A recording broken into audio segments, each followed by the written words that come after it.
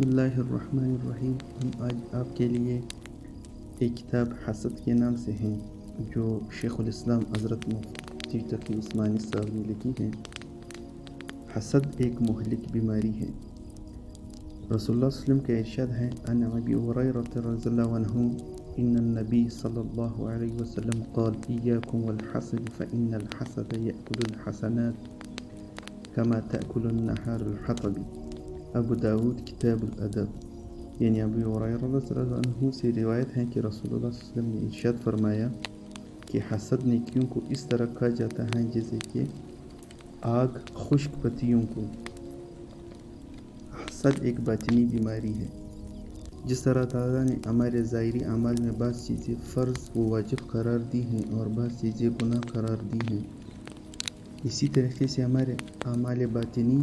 میں بہت سے اعمال فرض ہیں اور بہت سے اعمال گناہ اور حرام ہیں۔ ان سے بچنا اور اجتناب کرنا بھی اتنا ہی ضروری ہے جتنے ظاہر کے گناہوں سے بچنا ضروری ہے۔ ان میں سے بعض کا بیان پچھلے جمعوں میں ہو گیا ہے۔ آج اسی سلسلے میں باطن کی ایک اور خطرناک بیماری کا ذکر کرنا مقصود ہے۔ وہ بیماری ہے حسد، اور ایک حدیث میں جو ابھی میں نے آپ کے سامنے تلاوت کی ہے، اس حدیث میں حضور اقدس صلی اللہ علیہ وسلم نے اسی بیماری کا ذکر فرمایا ہے، جس کا ترجمہ یہ ہے کہ حضرت ابو ہریرہ رضی اللہ عنہ سے روایت ہے کہ نبی کریم صلی اللہ علیہ وسلم نے فرمایا کہ حسد سے بچو، اس لیے کہ یہ حسد انسان کی نیکیوں کو اس طرح کھا جاتا ہے جیسے آگ لکڑی کو یا سوکھی گھاس کو کھا جاتی ہے۔ راوی کو شک ہے کہ آپ نے لکڑی کا لفظ بیان فرمایا تھا یا سوکھی گھاس کا لفظ بیان فرمایا تھا۔ یعنی جس طرح آگ سوکھی لکڑی کو یا سوکھی گھاس کو لگ جائے تو وہ اس کو بسم کر ڈالتی ہے اور ختم کر دیتی ہے، اس طرح اگر کسی شخص میں حسد کی بیماری ہو تو وہ اس کی نیکیوں کو کھا جاتی ہے۔ حسد کی آگ سلگتی رہتی ہے۔ ایک آگ تو وہ ہوتی ہے جو بہت بڑی ہوتی ہے، جو منٹوں میں سب کچھ جلا کر ختم کر دیتی ہے، اور ایک آگ وہ ہوتی ہے جو ہلکے ہلکے سے سلگتی رہتی ہے۔ اگر وہ آگ کسی کو لگائی جائے تو وہ آگ ایک دم سے اس کو جلا کر ختم نہیں کرے گی، بلکہ وہ آہستہ آہستہ سلگتی رہے گی اور تھوڑا تھوڑا کر کے اس کو کھاتی رہے گی، حتیٰ کہ وہ ساری لکڑیاں ختم ہو کر راکھ بن جائے گی۔ اس طرح حسد ایک ایسی بیماری ہے اور ایک ایسی آگ ہے جو رفتہ رفتہ سلگتی چلی جاتی ہے اور انسان کی نیکیوں کو فنا کر ڈالتی ہے، اور انسان کو پتہ بھی نہیں چلتا کہ میری نیکیاں ختم ہو رہی ہیں۔ اس لیے حضور علیہ السلام نے حسد سے بچنے کی تاکید فرمائی ہے۔ حسد سے بچنا فرض ہے، لیکن اگر ہم اپنے معاشرے اور ماحول پر نظر دوڑا کر دیکھیں تو ہمیں نظر آئے گا کہ یہ حسد کی بیماری معاشرے کے اندر چھائی ہوئی ہے، اور بہت کم اللہ کے بندے ایسے ہیں جو اس بیماری سے بچے ہوئے ہیں اور اس سے پاک ہیں، ورنہ کسی نہ کسی درجے میں حسد کا دل میں گزر ہو جاتا ہے، اور اس سے بچنا فرض ہے۔ اس سے بچے بغیر گزارا نہیں، لیکن ہمارا اس طرف دھیان اور خیال بھی نہیں جاتا کہ ہم اس بیماری کے اندر مبتلا ہیں۔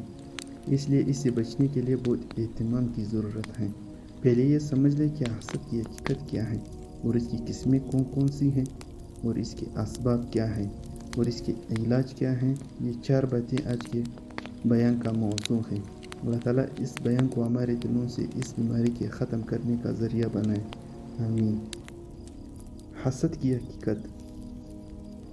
حسد کی حقیقت یہ ہے کہ ایک شخص نے دوسرے کو دیکھا کہ اس کو کوئی نعمت ملی ہوئی ہے، چاہے وہ نعمت دنیا کی ہو یا دین کی۔ اس نعمت کو دیکھ کر اس کے دل میں جلن اور کڑن پیدا ہوئی کہ اس کو یہ نعمت کیوں مل گئی، اور دل میں یہ خواہش ہوئی کہ یہ نعمت اس سے چھن جائے تو اچھا ہے۔ یہ ہے حسد کی حقیقت۔ مثلا اللہ تعالیٰ نے کسی بندے کو مال و دولت دیا، یا کسی کو صحت کی دولت دی، یا کسی کو شہرت دی، یا کسی کو عزت دی، یا کسی کو علم دیا۔ اب دوسرے شخص کے دل میں یہ خیال پیدا ہو رہا ہے کہ یہ نعمت اس کو کیوں ملی، اس سے یہ نعمت چھن جائے تو بہتر ہے، اور اس کے خلاف کوئی بات آتی ہے تو وہ اسے ناخوش ہوتا ہے، اور اس کی ترقی سامنے آتی ہے تو اس سے دل میں رنج اور افسوس پیدا ہوتا ہے کہ یہ کیوں آگے بڑھ گیا۔ اس کا نام حسد ہے۔ اب اگر حسد کی اس حقیقت کو سامنے رکھ کر غور کرو گے تو یہ نظر آئے گی کہ حسد کرنے والا در حقیقت اللہ تعالیٰ کی تقدیر پر اعتراض کر رہا ہے کہ اللہ تعالیٰ نے یہ نعمت اس کو کیوں دی، مجھے کیوں نہیں دی۔ یہ تو اللہ تعالیٰ کے فیصلے پر اعتراض کر رہا ہے، قادر مطلق پر اعتراض کر رہا ہے، اپنے محسن اور منعم پر اعتراض کر رہا ہے، اور ساتھ ساتھ یہ خواہش کر رہا ہے کہ یہ نعمت کسی طرح اس سے چھن جائے۔ اسی وجہ سے اس کی سنگینی اور خطرناکی بہت زیادہ ہے۔ رشک کرنا جائز ہے لیکن حسد کرنا جائز نہیں ہے۔ یہاں یہ بات سمجھ لیں کہ بعض اوقات ایسا ہوتا ہے کہ دوسرے شخص کو ایک نعمت حاصل ہوئی، اب اس کے دل میں یہ خواہش ہو رہی ہے کہ مجھے بھی یہ نعمت حاصل ہو جائے تو یہ اچھا ہے۔ یہ حسد نہیں ہے بلکہ یہ رشک ہے۔ عربی میں اس کو غبطہ کہا جاتا ہے، اور بعض مرتبہ عربی میں اس پر بھی حسد کا لفظ بول دیا جاتا ہے، لیکن حقیقت میں یہ حسد نہیں ہے۔ مثلا کسی شخص کا اچھا مکان دیکھ کر دل میں یہ خواہش پیدا ہوئی کہ جس طرح اس شخص کا مکان آرام دہ اور اچھا بنا ہوا ہے، میرا بھی ایسا مکان ہو جائے، یا مثلا جیسی ملازمت اس کو ملی ہوئی ہے مجھے بھی ایسی ملازمت مل جائے، یا جیسا علم اللہ تعالیٰ نے اس کو دیا ہے ایسا علم اللہ تعالیٰ مجھے بھی عطا فرمائے۔ یہ حسد نہیں ہے بلکہ رشک ہے، اس پر کوئی گناہ نہیں ہے، لیکن جب اس کی نعمت کے زائل ہونے کی خواہش دل میں پیدا ہو، یہ نعمت اس سے چھن جائے تو یہ اچھا ہے۔ یہ ہے حسد۔ حسد کے 3 درجات۔ پھر حسد کے 3 درجات ہیں۔ پہلا درجہ یہ ہے کہ دل میں یہ خواہش ہو کہ مجھے بھی ایسی نعمت مل جائے، اب اگر اس کے پاس رہتے ہوئے مل جائے تو بہت اچھا ہے، ورنہ اس سے چھن جائے اور مجھے مل جائے۔ یہ حسد کا پہلا درجہ ہے۔ حسد کا دوسرا درجہ یہ ہے کہ جو نعمت دوسرے کو ملی ہوئی ہے وہ نعمت اس سے چھن جائے اور مجھے مل جائے۔ اس میں پہلے قدم پر یہ خواہش ہے کہ اس سے وہ چھن جائے، اور دوسرے قدم پر یہ خواہش ہے کہ مجھے مل جائے۔ یہ حسد کا دوسرا درجہ ہے۔ حسد کا تیسرا درجہ یہ ہے کہ دل میں یہ خواہش ہو کہ یہ نعمت اس سے کسی طرح چھن جائے، اور اس نعمت کی وجہ سے اس کو جو امتیاز اور مقام حاصل ہوا ہے اس سے وہ محروم ہو جائے، پھر چاہے وہ نعمت مجھے ملے یا نہ ملے۔ یہ حسد کے سب سے رذیل ترین، ذلیل ترین، خبیث ترین درجہ ہے۔ اللہ تعالیٰ ہم سب کو اس سے محفوظ رکھے، آمین۔ سب سے پہلے حسد کرنے والا ابلیس ہے۔ جب اللہ تعالیٰ نے حضرت آدم علیہ السلام کو پیدا فرمایا تو اللہ تعالیٰ نے یہ اعلان فرمایا کہ میں اس کو زمین میں خلافت عطا کروں گا، اپنا خلیفہ بناؤں گا، اور پھر حضرت آدم علیہ السلام کو یہ مقام عطا فرمایا کہ فرشتوں کو حکم دیا کہ آدم کو سجدہ کرو۔ بس یہ حکم سن کر یہ ابلیس جل گیا کہ ان کو یہ مقام مل گیا اور مجھے نہ ملا، اور اس کے نتیجے میں سجدہ کرنے سے انکار کر دیا۔ لہٰذا سب سے پہلے حسد کرنے والا بھی شیطان ہی ہے، اور سب سے پہلے تکبر کرنے والا بھی شیطان ہے۔ حسد کرنے کا لازمی نتیجہ، اور حسد کا ایک لازمی نتیجہ یہ ہوتا ہے کہ جسے حسد کیا جا رہا ہے اگر اس کو کوئی تکلیف پہنچ جائے یا اس کو کوئی رنج یا غم پہنچ جائے تو یہ حسد کرنے والا اس کی تکلیف اور اس کی رنج و غم سے خوش ہوتا ہے، اور اگر اس کی ترقی ہو جائے یا اس کو کوئی نعمت مل جائے تو اس کو رنج ہوتا ہے، اور دوسروں کی تکلیف پر خوش ہونے کو عربی میں شماتت کہتے ہیں۔ یہ بھی حسد کی ایک قسم ہے۔ قرآن و حدیث میں کئی مقامات پر اس کی مذمت آئی ہے۔ قرآن کریم میں ارشاد ہے، سورہ نساء آیت نمبر 45، یعنی کیا لوگ دوسروں پر حسد کرتے ہیں کہ اللہ تعالیٰ اپنی نعمت دوسروں کو عطا کر دی، اب یہ لوگ اس پر حسد کر رہے ہیں اور جل رہے ہیں۔ حسد کے 2 سبب ہیں۔ اس حسد کی بیماری کا سبب کیا ہوتا ہے اور یہ بیماری کیوں دل میں پیدا ہوتی ہے؟ اس کے 2 سبب ہوتے ہیں۔ اس کا ایک سبب دنیا کے مال و دولت کی محبت ہے اور منصب کی محبت ہے، اس لیے کہ انسان ہمیشہ یہ چاہتا ہے کہ میرا مرتبہ بلند رہے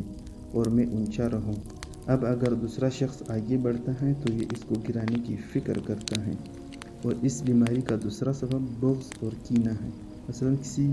سے دل میں بغض اور کینہ پیدا ہو گیا اور اس سے بغض کے نتیجے میں اس کی راحت سے تکلیف ہوتی ہے اور اس کی خوشی سے رنج ہوتا ہے۔ جب دل میں یہ 2 باتیں ہوں گی تو اس کے نتیجے میں لازماً حسد پیدا ہوگا۔ حسد دنیا و آخرت میں ہلاک کرنے والی چیز ہے۔ یہ حسد ایسی بری بیماری ہے جو کہ آخرت میں انسان کو ہلاک کرنے والی ہے، بلکہ دنیا کے اندر بھی انسان کے لیے مہلک ہے، لہذا اس کے ذریعے دنیا کا بھی نقصان اور آخرت کا بھی نقصان، اس لیے کہ جو شخص دوسرے سے حسد کرے گا وہ ہمیشہ تکلیف اور گھٹن میں رہے گا، اس لیے کہ جب بھی دوسرے کو آگے بڑھتا ہوا دیکھے گا تو اس کو دیکھ کر دل میں رنج اور غم اور گھٹن پیدا ہوگی، اور اس گھٹن کے نتیجے میں رفتہ رفتہ وہ اپنی صحت کو بھی خراب کر لے گا۔ حسد کی حق میں جلتا رہتا ہے۔ عربی کا ایک شعر ہے جس کا مفہوم یہ ہے کہ حسد کی مثال آگ جیسی ہے، اور آگ کی خاصیت یہ ہے کہ جب اس کو دوسری چیز کھانے کو ملے تب تو یہ اس کو کھاتی رہے گی۔ مثلا لکڑی کو آگ لگی ہوئی ہے تو وہ آگ لکڑی کو کھاتی رہے گی، لیکن جب لکڑی ختم ہو جائے گی تو پھر آگ کا ایک حصہ خود اس کے دوسرے حصے کو کھانا شروع کرے گا، یہاں تک کہ وہ آگ بھی ختم ہو جائے گی۔ اس طرح حسد کی آگ بھی ایسی ہوتی ہے کہ حسد کرنے والے پہلے تو دوسرے کو خراب کرنے اور دوسرے کو نقصان پہنچانے کی کوشش کرتا ہے، لیکن جب دوسرے کو نقصان نہیں پہنچا سکتا تو پھر حسد کی آگ میں خود جل کر ختم ہو جاتا ہے۔ حسد کا علاج۔ اس حسد کی بیماری کا علاج یہ ہے کہ وہ شخص یہ تصور کرے کہ اللہ تعالیٰ نے اس کائنات میں اپنی خاص حکمتوں اور مصلحتوں سے انسانوں کے درمیان اپنی نعمتوں کی تقسیم فرمائی ہے۔ کسی کو کوئی نعمت دے دی، کسی کو کوئی نعمت دے دی، کسی کو صحت کی نعمت دی تو کسی کو مال و دولت کی نعمت دی، کسی کو عزت کی نعمت دی تو کسی کو حسن و جمال کی نعمت دے دی، کسی کو چین و سکون کی نعمت دی، اور اس دنیا میں کوئی انسان ایسا نہیں ہے جس کو کوئی نہ کوئی نعمت میسر نہ ہو اور کسی نہ کسی تکلیف میں مبتلا نہ ہو۔ 3 عالم۔ اس لیے کہ اللہ تعالیٰ نے اس کائنات میں 3 عالم پیدا فرمائے ہیں۔ ایک عالم وہ ہے جس میں راحت ہی راحت ہے، تکلیف کا گزر نہیں، رنج و غم کا نشان نہیں، وہ ہے جنت کا عالم۔ اللہ تعالیٰ اپنے فضل سے وہاں پہنچا دے، آمین۔ وہاں تو راحت ہی راحت ہے اور آرام ہی آرام ہے، اور ایک عالم بالکل اس کے مقابل میں ہے جس میں تکلیف ہی تکلیف ہے، غم ہی غم ہے، صدمہ ہی صدمہ ہے، راحت اور خوشی کا وہاں گزر اور نام و نشان نہیں ہے، وہ ہے جہنم کا عالم۔ اللہ تعالیٰ ہم سب کو اس سے محفوظ رکھے، آمین۔ تیسرا عالم وہ ہے جو دونوں سے مرکب ہے، جس میں خوشی بھی ہے، غم بھی ہے، راحت بھی ہے، تکلیف بھی ہے، وہ ہے یہ عالم دنیا جس میں ہم اور آپ جی رہے ہیں۔ اس عالم میں دنیا کے اندر کوئی انسان ایسا نہیں ملے گا جو یہ کہے کہ مجھے ساری زندگی کبھی کوئی تکلیف پیش نہیں آئی، اور نہ کوئی انسان ایسا ملے گا جس کو کبھی کوئی راحت اور خوشی حاصل نہ ہوئی ہو۔ یہاں ہر خوشی کے اندر رنج کا کانٹا بھی لگا ہوا ہے، اور ہر تکلیف کے اندر راحت بھی پوشیدہ ہے۔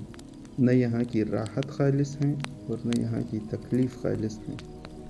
حقیقی راحت کس کو حاصل ہے؟ بہرحال اللہ تعالیٰ نے اپنی حکمت اور مصلحت سے سارا عالم پیدا فرمایا، اور پھر اس میں کسی کو کوئی نعمت دی، کسی کو کوئی نعمت دی، کسی کو مال و دولت کی نعمت دی تو دوسرے کو اس کے مقابلے میں صحت کی نعمت دی۔ اب مال و دولت والا اس صحت والے پر حسد کر رہا ہے کہ اس کو ایسی اچھی صحت کیوں مل گئی، اور جو صحت والا ہے وہ مال و دولت والے پر حسد کر رہا ہے کہ اس کو اتنا مال و دولت کیوں ملی ہے۔ لیکن حقیقت میں یہ تقدیر کے فیصلے ہیں اور اس کی حکمت اور مصلحت پر مبنی ہے، اور کوئی بھی انسان دوسرے کے بارے میں کچھ نہیں کہہ سکتا کہ کون سا انسان اس دنیا میں زیادہ راحت میں ہے۔ دیکھنے میں بعض اوقات ایسا معلوم ہوتا ہے کہ ایک آدمی کے بہت سارے کارخانے چل رہے ہیں،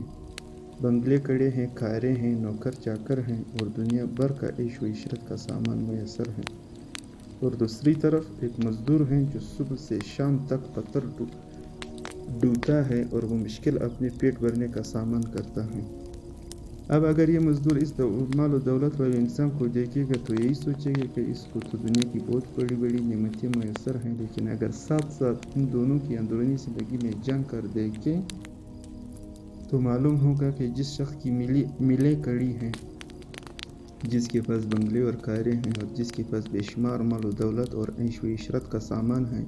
ان کا یہ حال ہے کہ رات کو جب بستر پر سوتے ہیں تو صاحب بہادر کو اس وقت تک نیند نہیں آتی جب تک نیند کی گولی نہ کھائے، اور یہ حال ہے کہ ان کے دسترخوان پر انواع و اقسام کے ایک سے ایک کھانے چنے ہوئے ہوتے ہیں، پھل بھی موجود ہیں، لیکن ان کا معدہ اتنا خراب ہے کہ 1-2 لقمے بھی قبول کرنے کو تیار نہیں ہے۔ اس لیے معدے میں السر ہیں اور اس کی وجہ سے ڈاکٹر نے منع کر دیا ہے کہ فلاں چیز بھی مت کھاؤ اور فلاں چیز بھی مت کھاؤ۔ اب ساری نعمتیں، ساری غذائیں اس لیے بیکار ہیں۔ اب آپ بتائیں کہ وہ شخص زیادہ راحت میں ہے جس کے پاس دنیا کے سارے ساز و سامان تو میسر ہیں لیکن نیند سے محروم ہیں، کھانے سے محروم ہیں، اور ایک مزدور ہیں جو 8 گھنٹے کی سخت ڈیوٹی دینے کے بعد ساگ روٹی اور چٹنی روٹی خوب بھوک لگنے کے بعد لذت اور حلاوت کے ساتھ کھاتا ہے، اور جب بستر پر سوتا ہے تو فوراً نیند کی آغوش میں چلا جاتا ہے اور 8-10 گھنٹے تک بھرپور نیند کر کے اٹھتا ہے۔ بتائے کہ ان دونوں میں سے راحت کے اندر کون ہے؟ حقیقی راحت کس کو حاصل ہے؟ اگر غور سے دیکھو گے تو یہ نظر آئے گا کہ اللہ تعالیٰ نے پہلے شخص کو دنیا کے اسباب اور سامان بے شک عطا کیے ہیں، لیکن حقیقی راحت اس دوسرے شخص کو عطا فرمائی۔ یہ سب اللہ تعالیٰ کی حکمت کے فیصلے ہیں۔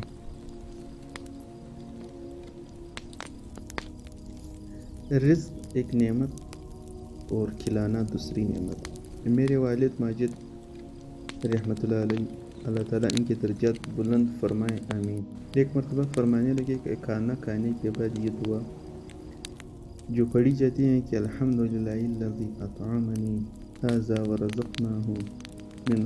غیر حول منی ولا قوت غفر لما تقدم من ذنبی،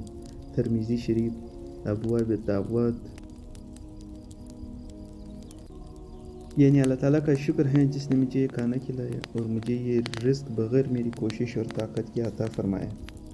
جو شخص کھانے کے بعد یہ دعا پڑھے تو اللہ تعالیٰ اس کے تمام پچھلے صغیرہ گناہ معاف فرما دیتے ہیں۔ پھر والد صاحب نے فرمایا کہ اس روایت میں حضور اقدس صلی اللہ علیہ وسلم نے 2 لفظ علیحدہ ذکر فرمائے ہیں، ایک ہے رزق اور دوسرے ہیں اطعمنی، یعنی اللہ تعالیٰ نے مجھے رزق دیا اور یہ کھانا کھلایا۔ اب سوال پیدا ہوتا ہے جب دونوں لفظوں کا مطلب ایک ہے، یعنی رزق دیا اور کھانا کھلایا، تو پھر دونوں کو علیحدہ کیوں کر ذکر فرمایا؟ ایک ہی لفظ کا بیان کر دینا کافی تھا۔ پھر خود جواب دیا کہ دونوں باتیں علیحدہ ہیں، اس لیے رزق حاصل ہونا ایک مستقل نعمت ہے اور کھانا اور کھلانا دوسری مستقل نعمت ہے۔ اس لیے کہ بعض اوقات رزق حاصل ہونے کی نعمت تو حاصل ہوتی ہے اور گھر میں اعلیٰ درجے کے کھانے پکے ہوئے تیار ہیں اور ہر طرح کے پھل فروٹ موجود ہیں، لیکن بھوک نہیں لگ رہی ہے، معدہ خراب ہے اور ڈاکٹر نے کھانے سے منع کیا ہوا ہے۔ اب اس صورت میں رزقنا حاصل ہے لیکن اطعامنا حاصل نہیں ہے۔ اللہ تعالیٰ نے رزق دے رکھا ہے لیکن کھانے کی صلاحیت اور عزم کی قوت نہیں دی ہے۔ بہرحال اس میں اللہ تعالیٰ کی حکمتیں اور مصلحتیں ہیں کہ کسی کو کوئی نعمت عطا فرمائی اور کسی کو کوئی اور نعمت عطا فرمائی، اللہ تعالیٰ کی حکمت کے فیصلے۔ لہٰذا حسد کا علاج یہ ہے کہ حسد کرنے والا یہ سوچے کہ اگر دوسرے شخص کو کوئی بڑی نعمت حاصل ہے اور اس کی وجہ سے تمہارے دل میں کڑن پیدا ہو رہی ہے تو کتنی نعمتیں ایسی ہیں جو اللہ تعالیٰ نے تمہیں دے رکھی ہیں اور اس شخص کو نہیں دی۔ ہو سکتا ہے کہ اللہ تعالیٰ نے تمہیں اس سے بہتر صحت عطا فرمائی ہو سکتا ہے کہ اللہ تعالیٰ نے حسن و جمال اس سے زیادہ عطا فرمائی ہو، یا کوئی اور نعمت اللہ تعالیٰ نے تمہیں عطا فرمائی ہو اور اس کو وہ نعمت میسر نہ ہو۔ لہٰذا ان نعمتوں کی تقسیم میں اللہ تعالیٰ کی حکمت اور مصلحت ہوتی ہے کہ انسان کو پتہ بھی نہیں چلتا۔ ان باتوں کو سوچنے سے حسد کی بیماری میں کمی آتی ہے۔ اردو کی ایک مثل، یہ جو اردو کے اندر مثل مشہور ہے کہ اللہ تعالیٰ گنجے کو ناخن نہ دے، یہ بڑی حکیمانہ مثل ہے۔ جس کا مطلب یہ ہے کہ اگر تمہیں مال و دولت کی نعمت حاصل نہیں ہے، اگر تم کو مل جاتی تو نہ جانے تم اس کی وجہ سے کیا فساد برپا کر دیتے اور کس عذاب میں مبتلا ہو جاتے اور اس کی کیسی ناقدری کرتے اور تمہارا کیا حشر بنتا۔ اور اگر اللہ تعالیٰ نے یہ نعمت تمہیں نہیں دی ہے تو کسی مصلحت کی وجہ سے نہیں دی ہے۔ اسی وجہ سے قرآن کریم میں اللہ تعالیٰ نے فرمایا وَلَا تَتَمَنُّوا مَا فَضَّلَ اللَّهُ بِهِ بَعْضَكُمْ عَلَى بَعْضٍ، سورہ نساء آیت نمبر 32۔ یعنی اللہ تعالیٰ نے تم میں سے بعض کو بعض پر جن چیزوں میں فضیلت دی ہے تم ان چیزوں کی تمنا مت کرو۔ کیوں؟ اس لیے کہ تمہیں کیا معلوم ہے کہ اگر تم کو وہ نعمت حاصل ہو گئی تو تم کیا فساد برپا کرو گے۔ واقعات آپ نے سنے ہوں گے کہ ایک آدمی تمنا کرتا رہا کہ فلاں نعمت مجھے مل جائے مگر جب وہ نعمت مل گئی تو وہ بجائے مفید ہونے کی اس کے لیے مضر ثابت ہوئی۔ اس لیے سب سے پہلے سوچنا چاہیے کہ جو دوسرے شخص کو نعمت مل جانے پر دل جل رہا ہے یہ حقیقت میں اللہ تعالیٰ کی تقدیر پر اعتراض ہے اور اس کی مصلحت سے بے خبری کا نتیجہ ہے، اور ہو سکتا ہے کہ تمہیں اس سے بھی بڑی کوئی نعمت میسر ہو جو اس کو حاصل نہیں۔ اپنی نعمتوں کی طرف نظر کرو، اور یہ ساری خرابی اس سے پیدا ہوتی ہے کہ انسان اپنی طرف دیکھنے کی بجائے دوسروں کی طرف دیکھتا ہے۔ خود اپنے کو جو نعمت حاصل ہے اس کا تو دھیان اور خیال ہی نہیں ہے، اور ان پر اللہ تعالیٰ کا شکر ادا کرنے کی توفیق نہیں، مگر دوسروں کی نعمتوں کی طرف دیکھا جا رہا ہے۔ اس طرح اپنی عیوب کی طرف تو نظر نہیں مگر دوسرے کی عیوب تلاش کر رہا ہے۔ اگر انسان اپنے اوپر اللہ تعالیٰ کی ہر وقت نازل ہونے والی نعمتوں کا استحضار کرے تو پھر دوسرے پر کبھی بھی حسد نہ کرے۔ تم کیسی بھی حالت میں ہو، پھر بھی اللہ تعالیٰ نے تمہیں نعمتوں کی ایسی بارش میں رکھا ہوا ہے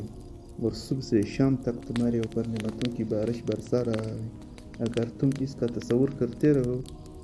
تو دوسروں کی نعمت پر کبھی جلن پیدا نہ ہو۔ ہمیشہ اپنے سے کمتر کو دیکھو۔ آج کل ہمارے معاشرے میں لوگوں کو دوسروں کے معاملات میں تحقیق اور تفتیش کرنے کا بڑا ذوق ہے۔ مثلاً فلاں آدمی کے پاس پیسے کس طرح سے آ رہے ہیں، کہاں سے پیسے آ رہے ہیں، وہ کیسا مکان بنوا رہا ہے، وہ کیسی کار خرید رہا ہے، اس کے آلات کیسے ہیں، ایک کا جائزہ لینے کی فکر ہے۔ اور پھر اس تفتیش اور تحقیق کا نتیجہ یہ ہوتا ہے کہ جب کوئی ایسی چیز سامنے آتی ہے جو خوشنما اور دلکش ہے لیکن اپنے پاس موجود نہیں ہے تو پھر اس سے حسد پیدا نہیں ہوگا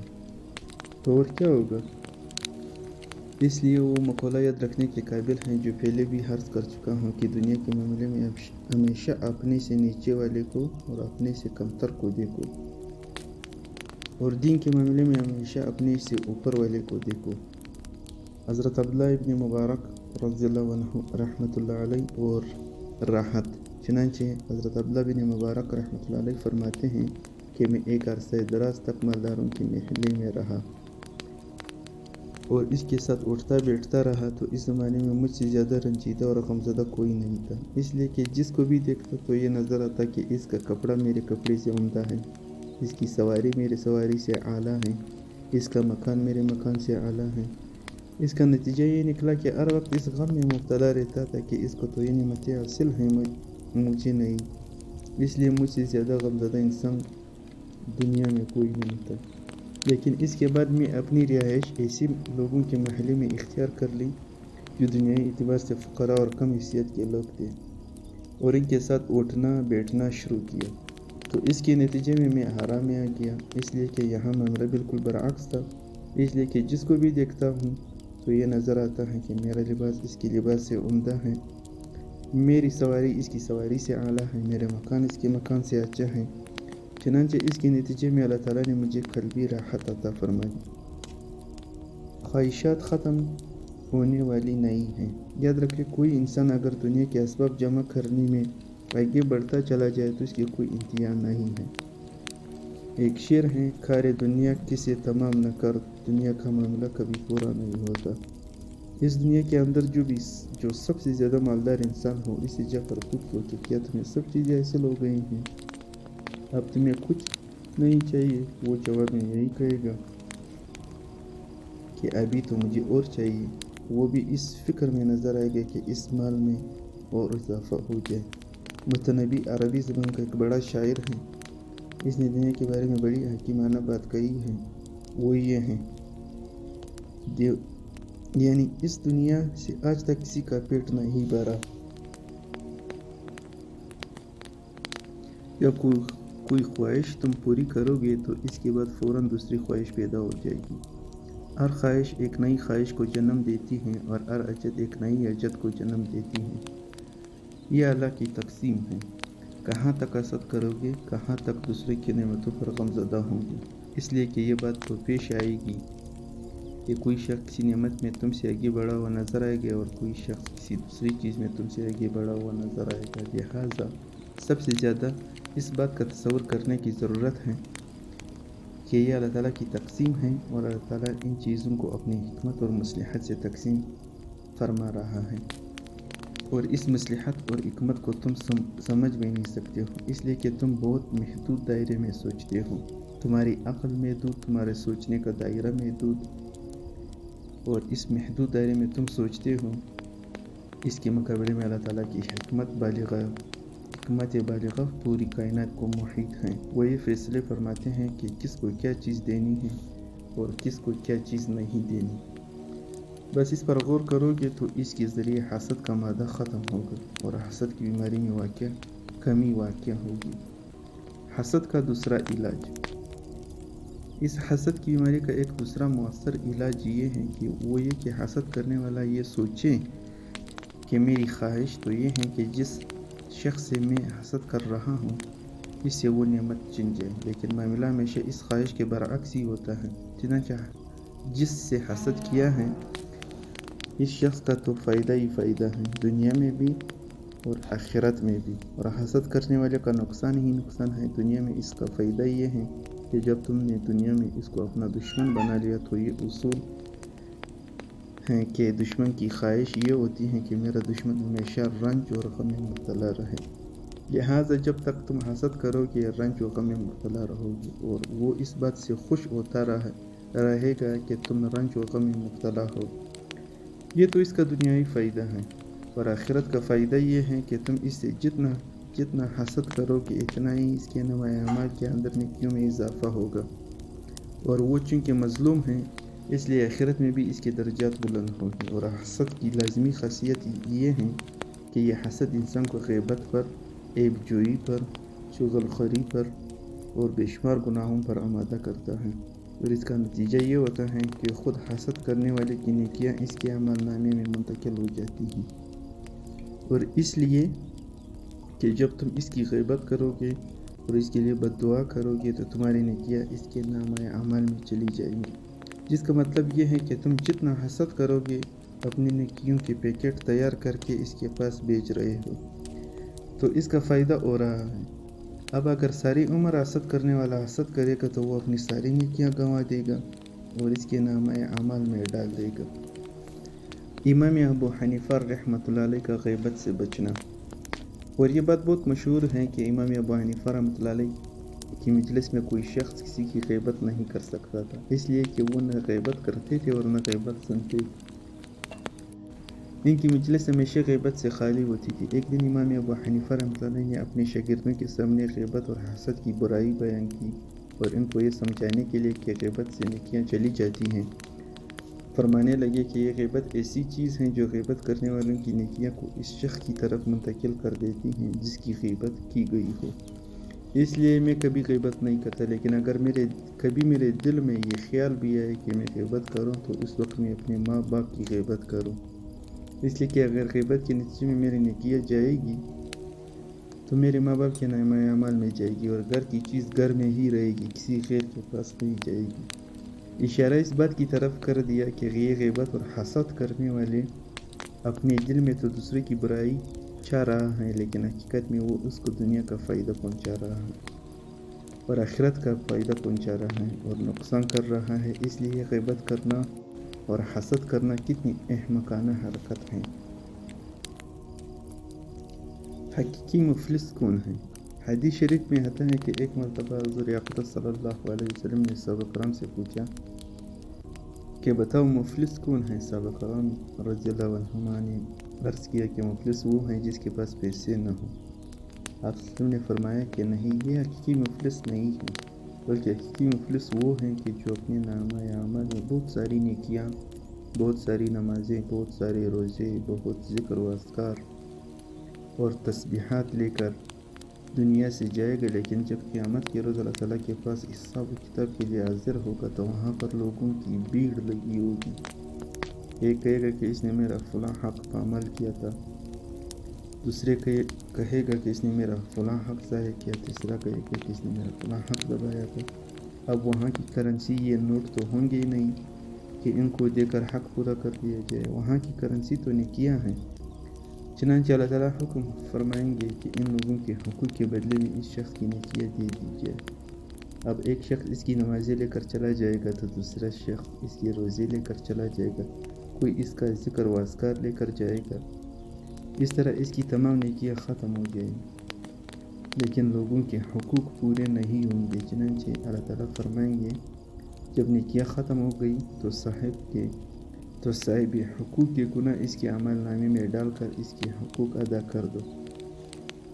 جس کا نتیجہ یہ ہوا کہ جب آیا تھا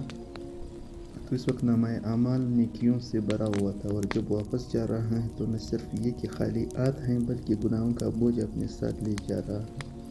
حقیقت میں مفلس یہ ہیں۔ بہرحال حسد کے ذریعے اس طرح نیکیاں برباد ہوتی ہیں۔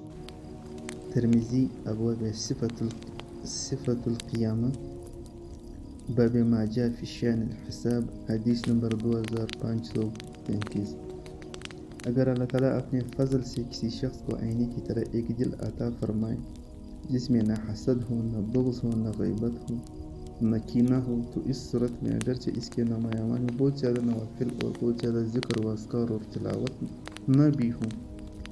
لیکن اس کا دل آئینہ ہو تو اللہ تعالیٰ اس شخص کا درجات اتنا بلند فرماتے ہیں جس کی کوئی انتہا نہیں۔ جنت کی بشارت۔ حضرت عبداللہ ابن عمر ابن العاص رضی اللہ عنہ فرماتے ہیں کہ ایک مرتبہ ہم حضور اقدس صلی اللہ علیہ وسلم کی خدمت میں مسجد نبوی میں بیٹھے ہوئے تھے۔ آپ نے فرمایا کہ ابھی جو شخص مسجد میں اس طرف سے داخل ہوگا وہ جنتی ہے۔ ہم نے اس طرف کو نگاہ اٹھائی تو تھوڑی دیر بعد ایک صاحب مسجد نبوی میں اس طرح داخل ہوئے کہ ان کے چہرے سے وضو کا پانی ٹپک رہا تھا اور بائیں ہاتھ میں جوتے اٹھائے ہوئے تھے۔ ہمیں ان پر بہت رشک آیا کہ حضور صلی اللہ علیہ وسلم نے ان کی جنتی ہونے کی بشارت دی ہے۔ حضرت عبداللہ ابن عمر ابن العاص رضی اللہ عنہ فرماتے ہیں کہ جب مجلس ختم ہو گئی تو میرے دل میں خیال آیا کہ ان کو قریب سے جا کر دیکھوں کہ ان کا کون سا عمل ایسا ہے جس کی بنیاد پر حضور علیہ السلام نے اتنے اہتمام سے ان کی جنتی ہونے کی بشارت دی ہے۔ چنانچہ جب وہ اپنے گھر جانے لگے تو میں بھی ان کے پیچھے پیچھے ساتھ چلا گیا اور راستے میں ان سے کہا کہ میں 2-3 روز آپ کے گھر میں گزارنا چاہتا ہوں۔ انہوں نے اجازت دے دی اور میں ان کے گھر چلا گیا۔ جب رات ہوئی اور بستر پر لیٹا تو ساری رات میں بستر پر لیٹ کر جاگتا رہا، سویا نہیں، تاکہ میں یہ دیکھوں کہ رات کے وقت وہ اٹھ کر کیا عمل کرتے ہیں۔ لیکن ساری رات گزر گئی، وہ اٹھے ہی نہیں، پڑے سوتے رہے، تہجد کی نماز بھی نہیں پڑھی اور فجر کے وقت اٹھے۔ اس کے بعد میں نے دن میں بھی ان کے پاس گزارا تو دیکھا کہ پورے دن میں بھی انہوں نے کوئی خاص عمل نہیں کیا، نہ نوافل، نہ ذکر و اذکار، نہ تسبیح و تلاوت۔ بس جب نماز کا وقت آتا تو مسجد میں جا کر نماز پڑھ لیتے۔ جب 2-3 روز میں نے وہاں رہ کر دیکھ لیا کہ یہ تو کوئی خاص عمل ہی نہیں کرتے، تو میں نے ان سے عرض کیا کہ اصل میں بات یہ ہے کہ حضور صلی اللہ علیہ وسلم نے آپ کی جنتی ہونے کی بشارت دی ہے، تو میں نے آپ کا وہ عمل دیکھنے کے لیے آیا تھا کہ آپ وہ کون سا عمل کرتے ہیں جس کی وجہ سے اللہ تعالیٰ نے آپ کو یہ مقام عطا فرمایا۔ لیکن میں نے 2-3 دن آپ کے پاس رہ کر دیکھ لیا کہ آپ کوئی خاص عمل نہیں کرتے، صرف فرائض و واجبات ادا کرتے ہیں اور معمول کے مطابق زندگی گزارتے ہیں۔ انہوں نے جواب دیا کہ حضور صلی اللہ علیہ وسلم نے میرے لیے یہ بشارت دی ہے تو یہ میرے لیے بڑی نعمت ہے، اور مجھ سے کوئی عمل تو ہوتا نہیں اور نہ میں نوافل زیادہ پڑھتا ہوں، لیکن ایک بات ہے، وہ یہ کہ کسی شخص سے حسد اور بغض کا میل کبھی میرے دل میں نہیں آیا۔ شاید اس بنا پر اللہ تعالیٰ نے مجھے اس بشارت کا مصداق بنایا ہو۔ بعض روایت میں آتا ہے کہ یہ صاحب حضرت سعد بن ابی وقاص رضی اللہ عنہ تھے جو عشرہ مبشرہ میں سے ہیں۔ حسد کا تیسرا علاج۔ جیسا کہ میں نے عرض کیا کہ حسد کی بنیاد یہ ہے کہ حب دنیا اور حب جاہ، یعنی دنیا کی محبت اور جاہ کی محبت۔ اس لیے اس حسد کا تیسرا علاج یہ ہے کہ آدمی اپنے دل سے دنیا اور جاہ کی محبت نکالنے کی فکر کرے، اس لیے کہ تمام بیماریوں کی جڑ دنیا کی محبت ہے، اور اس دنیا کی محبت کو دل سے نکالنے کا طریقہ یہ ہے کہ آدمی یہ سوچے کہ یہ دنیا کتنے دن کی ہے، کبھی کسی بھی وقت آنکھ بند ہو جائے گی، اس لیے انسان کے لیے نجات کا کوئی راستہ نہیں ہوگا۔ دنیا کی لذتیں، دنیا کی نعمتیں، اس کی دولتیں، اس کی شہرت، اس کی عزت اور اس کی ناپائیداری پر انسان غور کرے اور یہ سوچے کہ کسی بھی وقت آنکھ بند ہو جائے گی تو سارا قصہ ختم ہو جائے گا۔ اس کے بعد پھر انسان کے لیے نجات کا کوئی راستہ نہیں ہوگا۔ بہرحال یہ 3 چیزیں ہیں جن کو سوچنے سے اور استحضار کرنے سے اس بیماری میں کمی آتی ہے۔ حسد کی 2 قسمیں۔ ایک بات اور سمجھ لیں، اور اس کا سمجھنا بھی بہت ضروری ہے، وہ یہ کہ حسد کی برائیاں سننے کے بعد بعض اوقات دل میں یہ خیال آتا ہے کہ یہ بیماری تو ایسی ہے جو بعض اوقات غیر اختیاری طور پر پیدا ہو جاتی ہے، خاص طور پر اپنے جولیوں اور عمروں اور مرتبہ اور پیشہ لوگوں میں سے کسی کو آگے بڑھتا ہوا اور ترقی کرتا ہوا دیکھا تو دل میں یہ خیال آیا کہ اچھا یہ تو سے آگے بڑھ گیا، اور پھر دل میں اس کی طرف سے غیر اختیاری طور پر کدورت اور میل آ گیا۔ اب نہ تو اس کا قصد کیا تھا اور نہ ارادہ کیا تھا اور نہ اپنے اختیار سے یہ خیال دل میں لائے تھے، لیکن دل میں غیر اختیاری طور پر خیال آ گیا۔ اسے کیسے بچیں؟ اسے بچنے کا طریقہ یہ ہے، خوب سمجھ لے کہ حسد کا ایک درجہ تو یہ ہے کہ آدمی کے دل میں یہ خیال آیا کہ فلاں شخص کو جو نعمت حاصل ہے اسے وہ نعمت چن جائے، لیکن اس خیال کے ساتھ ساتھ حسد کرنے والا اپنے قول اور فعل سے اس کی بدخواہی بھی چاہتا ہے۔ مثلا مجلس میں بیٹھ کر اس کی برائیاں بیان کر رہا ہے اور اس کی غیبت کر رہا ہے تاکہ اس نعمت کی وجہ سے لوگوں کے دل میں جو وقت پیدا ہو گئی ہیں وہ ختم ہو جائے، یا اس کی کوشش کر رہا ہے کہ وہ اس سے وہ نعمت چن جائے۔ یہ حسد تو بالکل حرام ہے، اس کے حرام ہونے میں کوئی شبہ نہیں، لیکن بعض اوقات یہ ہوتا ہے کہ دوسرے کو نعمت حاصل ہونے کی وجہ سے اس کا دل دکھا اور یہ خیال آیا کہ اس کو یہ نعمت کیوں نہیں ملی، لیکن وہ شخص اپنے قول سے یا اپنے فعل سے، اپنے انداز اور عادات سے اس حسد کو دوسرے پر ظاہر نہیں کرتا، نہ اس کی برائی کرتا ہے، نہ اس کی غیبت اور اس کی بدخواہی کرتا ہے، اور نہ اس بات کی کوشش کرتا ہے کہ اس سے یہ نعمت چن جائے۔ بس دل میں ایک دکھ اور کڑن ہے، اس کو یہ نعمت کیوں ملی۔ حقیقت میں یہ بھی حسد ہے اور گناہ ہے، لیکن اس کا علاج آسان ہے اور ذرا اسی توجہ سے اس گناہ سے بچ سکتا ہے۔ فوراً استغفار کرے۔ اس کا علاج یہ ہے کہ جب دل میں یہ کڑن اور جلن پیدا ہو تو ساتھ ہی دل میں اس بات کا تصور کرے کہ یہ حسد کتنی بری چیز ہے، اور میرے دل میں یہ جو کڑن پیدا ہو رہی ہے یہ بہت بری ہے،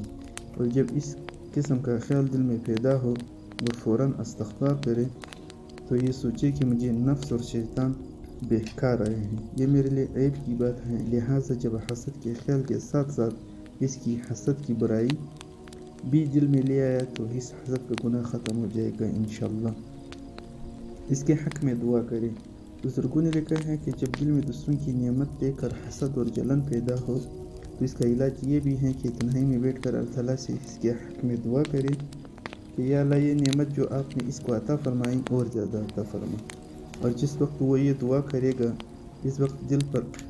آرے چلیں گے اور یہ دعا کرنا بھی دل پر بہت شاق اور گراں گزرے گا،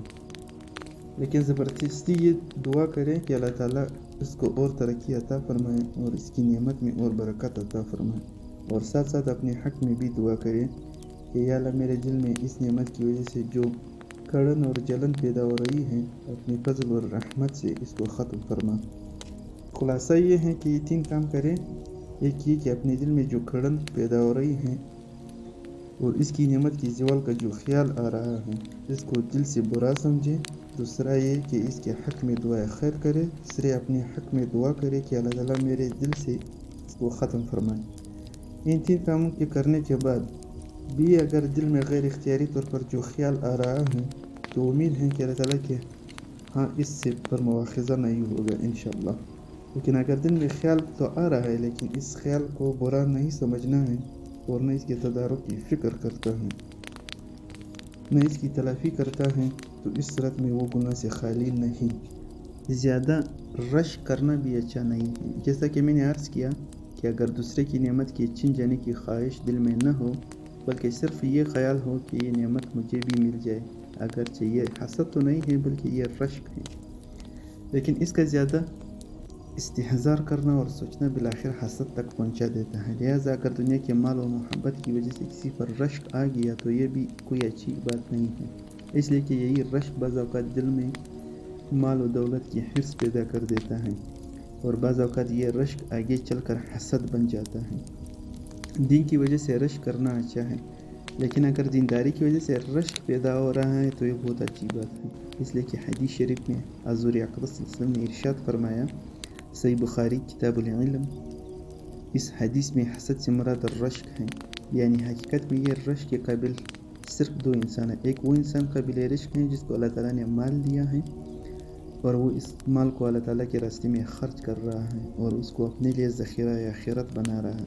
یہ شخص قابل رشک ہے۔ دوسرا وہ شخص جس کو اللہ تعالیٰ نے علم عطا فرمایا اور وہ اس علم کے ذریعے لوگوں کو نفع پہنچا رہا ہے، اپنی تقریر اور تحریر سے لوگوں کو دین کی بات پہنچا رہا ہے، یہ شخص بھی قابل رشک ہے کہ وہ خود بھی نیک عمل کر رہا ہے اور دوسروں کو بھی نیکی کی ترغیب دے رہا ہے، اور جو لوگ اس ترغیب اور تعلیم کے نتیجے میں دین پر عمل پیرا ہوں گے، ان کا ثواب بھی ان کے عمل نامے میں لکھا جائے گا۔ لہٰذا اگر دین کی وجہ سے کوئی شخص رشک کر رہا ہے کہ فلاں شخص دینداری میں مجھ سے آگے بڑھا ہوا ہے، یہ رشک پسندیدہ ہے اور وہ بڑی اچھی بات ہے۔ دنیا کی وجہ سے رشک پسندیدہ نہیں ہے، لیکن دنیا کی مال و دولت کی وجہ سے دوسرے پر رشک کرنا کہ فلاں کے پاس مال زیادہ ہے، فلاں کے پاس دولت زیادہ ہے، فلاں کی شہرت زیادہ ہے، فلاں کی عزت زیادہ ہے، ان دنیاوی چیزوں پر بھی رشک کرنا بھی اچھی بات نہیں ہے، اس لیے ان چیزوں میں زیادہ رشک کرنے کے نتیجے میں بالآخر حرص پیدا ہوگی اور اس کے بعد حسد پیدا ہونے کا بھی اندیشہ ہے، اس لیے اس رشک کی بھی زیادہ ہمت افزائی نہیں کرنی چاہیے، بلکہ کبھی ایسا خیال آئے تو اس وقت آدمی یہ سوچے کہ اگر فلاں نعمت اس کو حاصل ہے تو اللہ تعالیٰ نے مجھے بھی بہت سی نعمتیں عطا فرمائی ہیں جو اس کے پاس نہیں ہیں، اور جو نعمتیں مجھے نہیں ملی تو میری بھلائی اور مصلحت بھی اسی میں ہے کہ مجھے وہ نعمت نہ ملے، اس لیے کہ اللہ تعالیٰ نے کسی مصلحت کی وجہ سے مجھے وہ نعمت عطا نہیں کی۔ اگر وہ نعمت مجھے حاصل ہو جاتی تو خدا جانے کس مصیبت کے اندر مبتلا ہو جاتا۔ بہرحال ان باتوں کو سوچنے اور اس رشک کے خیال کو بھی اپنے دل سے نکالنے کی کوشش کریں۔ یہ چند باتیں حسد کے بارے میں عرض کر دیں۔ اللہ تعالیٰ اپنی رحمت سے اس حقیقت کو سمجھنے کی توفیق عطا فرمائے اور اس سے بچنے کی توفیق عطا فرمائے، آمین۔ حسد کے ساتھ ساتھ کچھ اور بھی باطن کی بیماریاں ہیں، مثلاً ریاکاری ہیں، حسد ہیں، بغض ہیں، تکبر ہیں، آپ نے ان کی حقیقت تو سن لی، لیکن جب کوئی شخص ان میں سے کسی بیماری میں مبتلا ہو تو اس کو چاہیے کہ وہ اپنے ایسے معالج کی طرف رجوع کرے جو اپنے علاج کرا چکا ہو اور دوسروں کا علاج کرنے میں ماہر ہوں، اور اس کو بتائے کہ میرے دل میں یہ خیالات اور وساوس پیدا ہوتے ہیں، اس کا کیا حل ہے اور کیا علاج ہے، پھر وہ صحیح علاج تجویز کرتا ہے۔ بعض اوقات یہ ہوتا ہے کہ آدمی اپنے آپ کو بیمار سمجھتا ہے مگر حقیقت میں بیمار نہیں ہوتا۔